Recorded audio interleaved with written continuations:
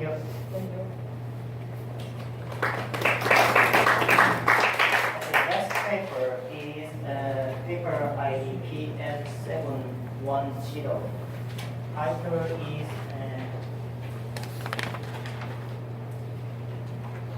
Numerical characterization of body and face-centered crystal structures using the nonlinear form model. The speaker is Hendradi Hardhienata. Please.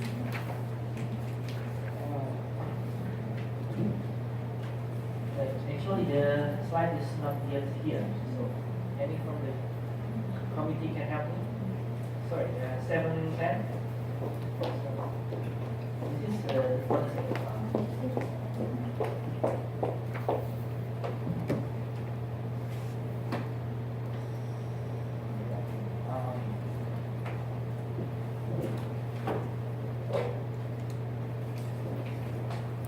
Is it okay if I talk in the middle? So today I'm going to present about the non-optical characterization of body and face-centered crystal structures. I'm Hendradi Hardhienata and I come from Indonesia.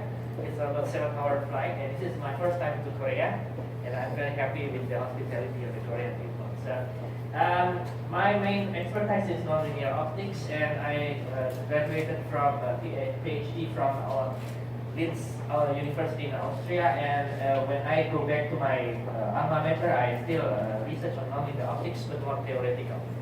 So because you have to adapt to the situation of the limited experimental availability. So this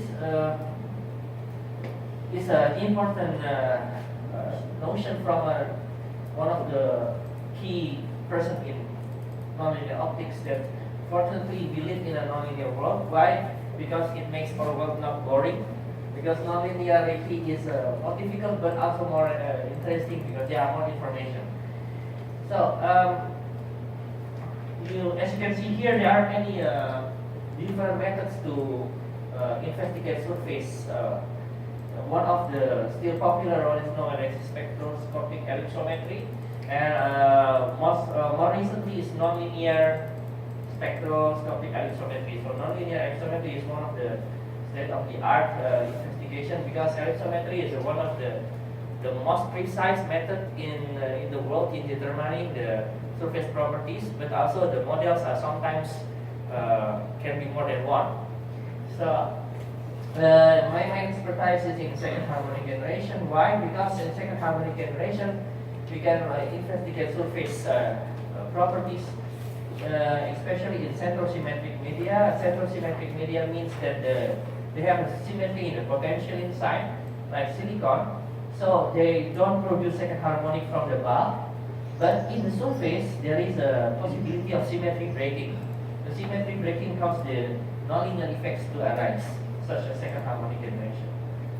Why is surface science crucial? We know that people nowadays want very thin devices, graphene for example, and all the processes between environment and material, where does it first occur? It occurs in the surface. So the surface is really, nowadays, surface physics is one of the important branch of physics.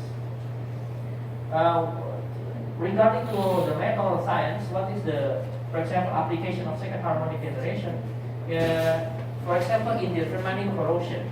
Corrosion here, we can see that, for example, we have here a material, like a zinc material, and there are different zinc materials here, but only the second harmonic generation can detect the green one. Why? Because the green one is a sensitivity to the second harmonic generation because it's a non-centrosymmetric material. A non-centrosymmetric material means that the signal can be generated from the bulk. So when the signal can be generated from the bulk, the effect is large because the bulk contains hundreds of atoms. And therefore we can use nonlinear optics to investigate more clearly corrosion in materials. This is just one example. The other example is we can also investigate, for example, the in wafer technology, also the reconstruct surface. For example, if we have some steps here, like a terrace and some steps, we can use the second harmonic generation using a rotational anisotropic spectroscopy to investigate, for example, the angle of the fissionality, the angle of the stiffness. This is non-optical methods, so we can really see the atomic structures indirectly by studying the second harmonic generation using nonlinear optics. And the model that we will use, we use in the research is called the simplified bond hyperpolarizability model. I will go to it later on. Yeah. One of the important information that can be obtained, for example, in semiconductor is the molecular orientation in the surface. If we have, for example, here some dimers, or for example, oxide here, we can detect the presence in real time, and also the advantage is non-destructive. One of the important issues in surface nonlinearity is we have to separate the sources of nonlinearity, because the nonlinear radiation from the dipole can occur from the dipoles, also from the surface, and also from the back. And we know that there are also quadrupoles in the material, so both quadrupole and also there is a lot of other sources that can contribute to this nonlinearity. And one of the fundamental science investigation is to separate this nonlinear contribution. So this is the experiment that is done in Linz. This is a simple experiment, but even though it looks simple, it can take some months to construct this. Yeah. And this is the light comes in, and then we have a rotator here, and the material sample we put here, and we investigate the reflected light, the reflected nonlinear light, and we see what is the intensity spectrum. And the model that we use here is based on the work of Dave Esnes from North Carolina University. It's a breakthrough in 2002. The model is assumption is that the radiation comes from the electron oscillation along the bonds. So based on the covalent bonds density functional theory, the electron is most likely between the closest bonds here. So when we use just the classical model, already we can determine the nonlinear effects, but by assuming here anharmonic constant. This is my work in 2016. I tried to apply this model here from silicon to zinc blended, for example, gallium arsenide. And when I apply this model, what I obtain is I can find out that the nonlinear source from this, because gallium arsenide is a non-central symmetric structure, then my hypothesis was that the nonlinear radiation must come from the bulk, not from the surface. And the simulation that I get was that the simulation here is like this. There is this one, I have two simulations, one with Fresnel coefficient and one, this is with Fresnel coefficient and this is without Fresnel coefficient, and this is the experimental data from University of Linz in Austria. And this is, I make in Indonesia, and I see that with Fresnel it's more closely than experiment than without Fresnel. So my conclusion was that the signal must come from inside the material. So that's why this is a proof that the model can predict that the signal must come from the material, because we use Fresnel to obtain. And this is published in the Journal of the Optical Society of America.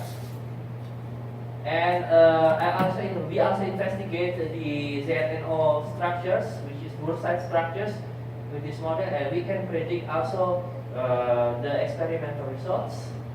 And now the focus of our research is chalcogenized semiconductors, because FCC and BCC semiconductors, some of them are chalcogenic semiconductors.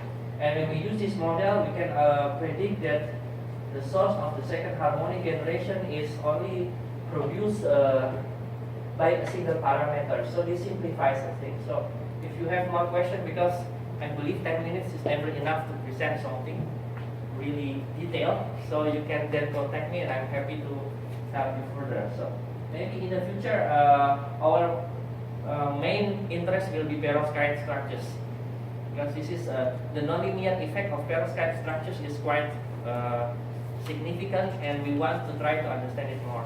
Thank you for your attention. Okay. Thank you. Any question, any comment?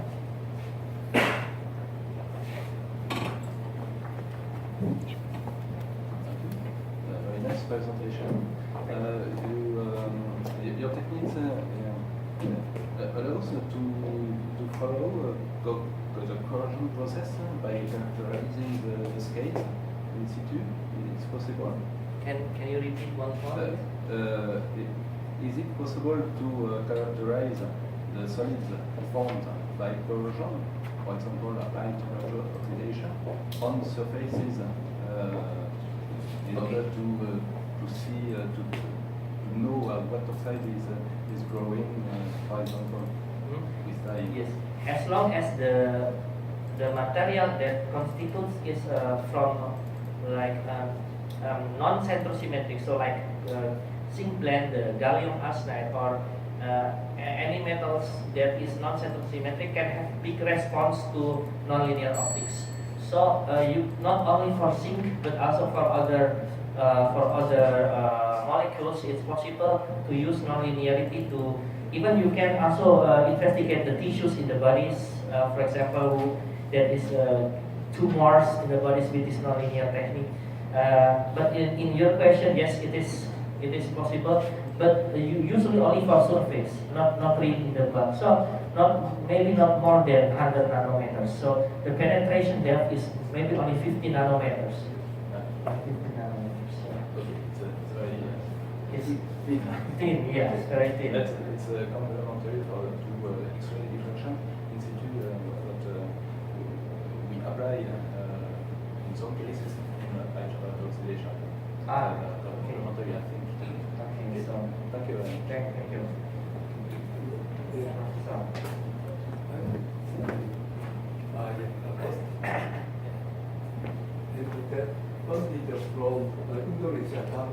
yeah. This is penelitian unggulan means this is the priority research, one of the, but there are many priority research, but this is for the Indonesian government, yeah. The competition is so high. Well, for me, because I did my doctorate abroad, I think it's not so high, yeah. But you have to make a proposal 3 times a year, so progress report, so yeah. So if there is funding from Korea, I will welcome very much. Any other question? No? Okay, thank you. Thank you. And next paper is PM712. Is speaker is not here, and